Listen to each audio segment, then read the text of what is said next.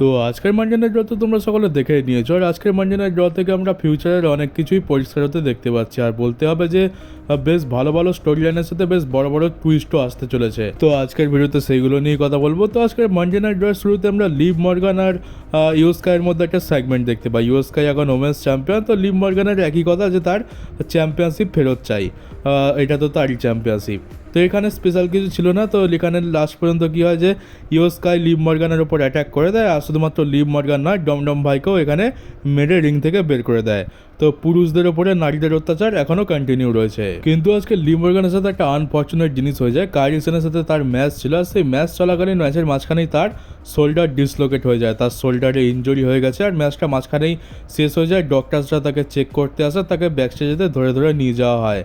আর এটা জানা গেছে যে তার ইনজুরিটা একদম সিরিয়াস, আর সে এখন বেশ কিছু সময়ের জন্য টিভি থেকে অফ যাবে। তো কোথায় সে ওয়ার্ল্ড চ্যাম্পিয়নশিপের অপরচুনিটির জন্য যাচ্ছিল, আর এখন তো 1-2 মাসের জন্য এখন টিভি থেকে গেল। এটা সেই রিয়া রিপ্লির যে ইনজুরিটা হয়েছিল কিছুটা সেরকম টাইপেরই হয়েছে। আর সামনেই রয়েছে সামার স্ল্যামের মতো একটা বড় ইভেন্ট, আর যেখানে লিভ মর্গান কিন্তু একটা বড় ম্যাচ পেতে পারতো, কিন্তু এটা তো এখন মুশকিল লাগছে। তবে আশা করবো যেহেতু শোল্ডার ডিসলোকেট হয়েছে তাই তাড়াতাড়ি ঠিক হয়ে যাওয়ার চান্স তো রয়েছে। তো আমরা হয়তো সামার স্ল্যামের আগে তাকে পুরোপুরি ঠিক হয়ে যেতে দেখতে পারবো, আর আশা করবো যেন ইনজুরিটা খুব একটা বেশি সিরিয়াস না হয়। আর আজকের ফাইনালি আস্কা রিটার্ন হয়েছে। সব থেকে ভালো বিষয় হচ্ছে যে আস্কা রিটার্নের সময় দেখতে পেলাম যে তার পুরনো থিম সং, যেটাকে আমরা একদম শুরুতে দেখতে পেতাম, সেই থিম সংটার সাথে রিটার্ন হয়েছে। পরের যে থিম সংটা তার বানানো হয়েছিল ডেপ রেবেলের তরফ থেকে, সেটা আর ইউজ করছে না। তো এটা খুবই ভালো বিষয়।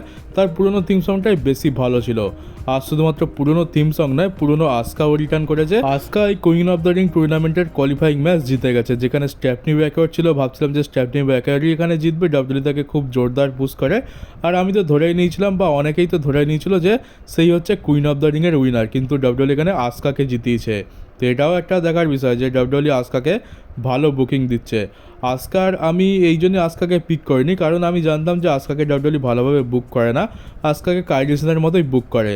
আর এমনকি আস্কা ইনজয়েড হওয়ার আগে পর্যন্ত তার বুকিং তো বেলির থেকেও খারাপ ছিল। তাই আমি বেশি আশা রাখিনি যে সে রিটার্ন করলেও সে হেরে যাবে, এমনটাই বেশি চান্স লাগছে। আর অপর দিকে রয়েছে স্টেফনি ব্যাকওয়ার্ড, যাকে ডাব্লিউডব্লিউ ও খুবই ভালো মতো পুশ করে। তো আমার ওই জন্যই আস্কার চান্স কম লাগছিলো, কিন্তু আমি খুবই খুশি যে আস্কা জিতে গেছে, কারণ আমরা সেই পুরনো আস্কাকে খুবই পছন্দ করতাম। তাকে আমরা একজন টপ স্টার হিসাবে দেখতাম, আর আমরা চাইতাম যে আস্কা যেন ভালো পুশ পায়।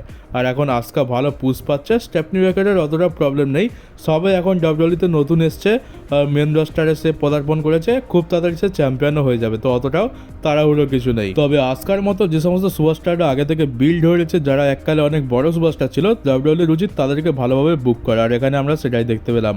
আস্কাকে ডাব্লিউডব্লিউ খুবই ডমিনেটিংভাবে বুক করেছে, আর খুব ভালো মতো পুশ করবে এই টুর্নামেন্টে, সেটা তো মনে হচ্ছে। তো আস্কা তারপর একটা প্রোমো কাট করে যে ফায়ার স্টিল অ্যালাইভ, মানে আগুন এখনও পুরোপুরি নিভে যায়নি, এখনও আগুন জ্বলছে, মানে সেই পুরনো আস্কা ফিরে এসছে, এটাই সে বলতে চাইছে। আর আমি অবশ্যই আস্কাকে কুইন অফ দ্য রিং টুর্নামেন্টের ফাইনালে দেখতে চাই। আর আমরা আজকে গান্তারের সেলিব্রেশনও দেখতে পাই। আগের সপ্তাহে জিওসোকে হারিয়েছে, তারই গুণগান হচ্ছিল, তারই সেলিব্রেশন চলছিল।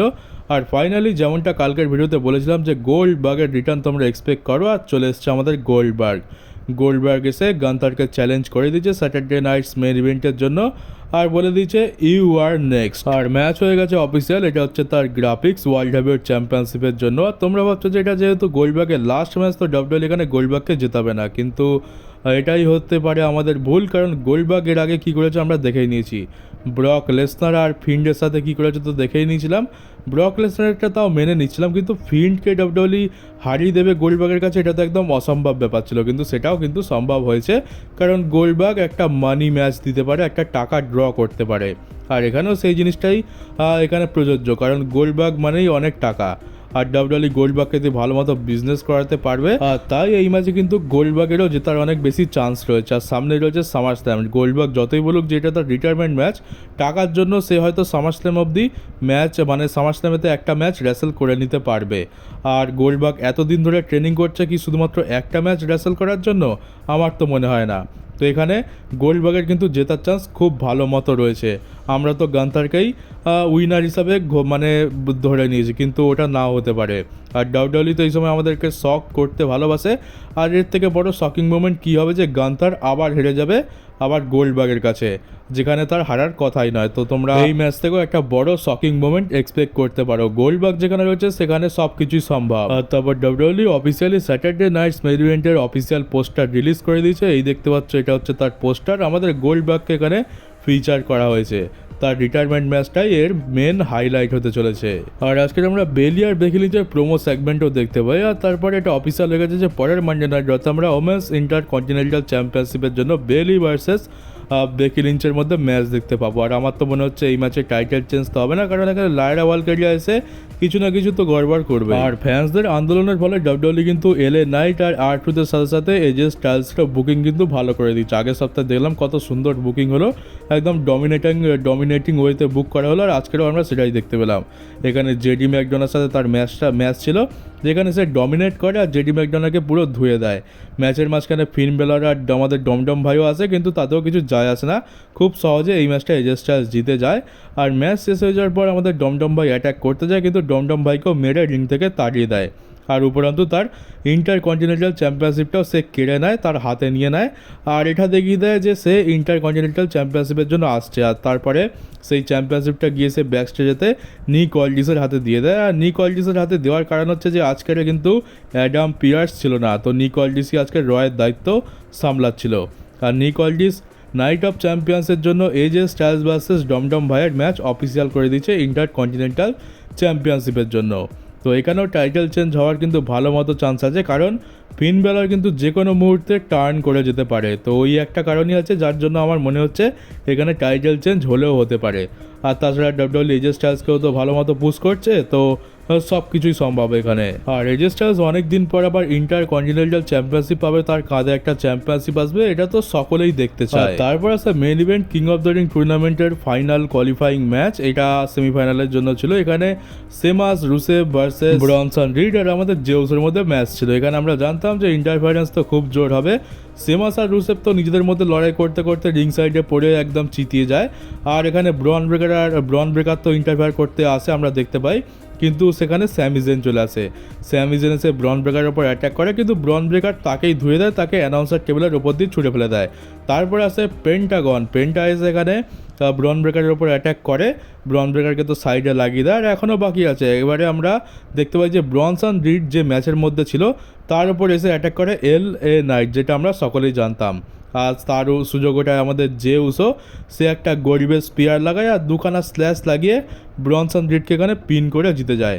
আর সে হয়ে গেছে উইনার, আর সে চলে গেছে সেমিফাইনালে। সে কোডি রোডসকে ফেস করতে চলেছে। আর সেখানে যদি সে কোডি রোডসকে যা হোক করে হারিয়ে দেয় তাহলে সে চলে যাবে ফাইনালে, যেটা আমরা একদমই দেখতে চাই না, মানে স্বপ্নেতেও দেখতে চাই না। আর এখান থেকে তো কনফার্ম যে এবারে সেথ রলিন্সের টিমের সাথে এলএ নাইটের একটা যুদ্ধ চলবে। আর আমরা ভাবছিলাম যে এলএ নাইটকে সাহায্য কে করবে, তো এলএ নাইটকে সাহায্য পেন্টা আর স্যামি জেন করবে, এটা হয়ে গেল কনফার্ম। আর ম্যাচ শেষ হয়ে যাওয়ার পরে সেথ রলিন্স এসে স্যুট বুট খুলতে খুব রেগে মেগে আসে, সে জেউসের ওপর অ্যাটাক করতে যায়। অ্যাটাক করতেই যাবে একদম রেডি, তখনই আর চলে আসে কোডি রোডস চলে আসার পরে সেথ রলিন্স রিং থেকে বেরিয়ে যায় আর বাইরে তার টিম নিয়ে দাঁড়িয়ে থাকে। তো একদিন এই কোডি রোডস সেথ রলিন্সের টিমের কাছে বহুত মার খাবে, কারণ কি দরকার বেকার এদেরকে খোঁচা মারা, নিজের কাজ কর ভাই, তা নয়। সেথ রলিন্সের টিমের রাস্তায় আসছে, তো একদিন তো মার খেতেই হবে। হয় সেথ রলিন্সের টিমের কাছে মার খাবে, আর নয়তো কোডি রোডস নিজেই সেথ রলিন্সের টিম জয়েন করে নেবে।